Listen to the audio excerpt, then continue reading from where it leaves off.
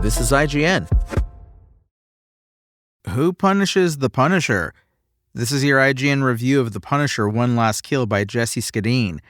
Jon Bernthal's Frank Castle was conspicuous by his absence in Daredevil Born Again Season 2, which is perhaps one of the reasons that Season 2 didn't quite live up to the standard of the first. But there's a silver lining to that particular cloud. Bernthal's character is back at the forefront of the MCU in 2026, starting with the special presentation short film The Punisher: One Last Kill. If you crave more of Frank wrestling with his personal demons and laying waste to endless hordes of criminal scum, you've come to the right place. If you are wanting a dramatically different take on the character from what we've seen in past MCU projects, you might come away slightly disappointed. One Last Kill takes place after Frank's escape in the post-credits scene of Daredevil Born Again Season 1.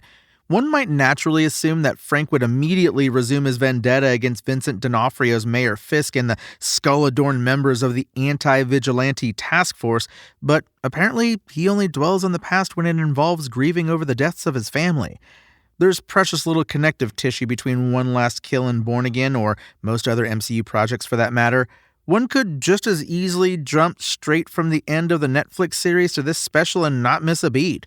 There's perhaps some missed opportunity in that regard, but there is something to be said for a film that seeks to tell a solid, standalone Punisher tale with no fluff or baggage. Unsurprisingly, One Last Kill leans very heavily on Bernthal to carry the day, and he doesn't disappoint. Early on, the focus is on Frank marinating in a psychologically spicy stew of misery and paranoia, with more than a whiff of Apocalypse Now's opening scene. Later, that rage surges to the forefront as Frank single-handedly takes on the whole of Little Sicily in an orgy of violence. In either case, the special simply wouldn't work without Bernthal's magnetic portrayal of Frank there to carry the day. It's practically a one-man show, and the actor shoulders that burden well. The rest of the supporting cast, including Jason R. Moore's Curtis Hoyle, are there mainly to give voice to Frank's surging emotions and personal struggles. There are certainly valid criticisms to be leveled at how Frank is portrayed in the MCU. Outside of maybe Daredevil Season 2, the character has always felt like a stark departure from the classic comic book source material. As portrayed by comic creators like Garth Ennis, Frank Castle is a stoic granite slab of a human being who is constantly propelled forward by a cold fury towards all criminals and an unwavering commitment to his mission. The MCU Frank, by comparison, is a frenetic, pill-addicted ball of anger, machismo, and longing who needs periodic reminders of why he does what he does. In a lot of ways, Bernthal's performance has more Wolverine than Frank Castle to it, but like it or not, that's the vision the MCU has committed to, and it's one that One Last Kill doubles down on. It would have been nice to see this special devote a little more attention to its anemic supporting cast. Judith Light is compelling in the two scenes in which she's given much of anything to do, but she's badly underutilized, and her character is basically forgotten before the end.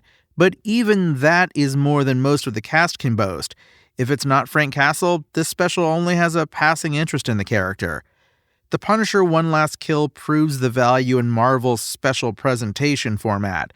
It's a short but largely enjoyable one-shot that pares Jon Bernthal's Frank Castle down to his basics. After wrestling with his personal demons for 15 minutes, Bernthal cuts loose and mows down waves of bad guys in a way that brings to mind classic modern action films like The Raid and John Wick.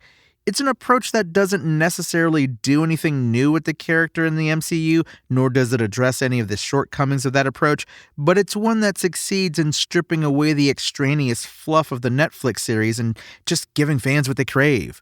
Here's hoping it's not the last standalone Punisher project we see on Disney+. The Punisher: One Last Kill's IGN score? 7 out of 10. Thanks for listening to IGN.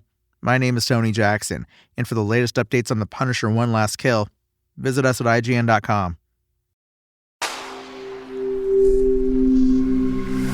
Spoken Layer.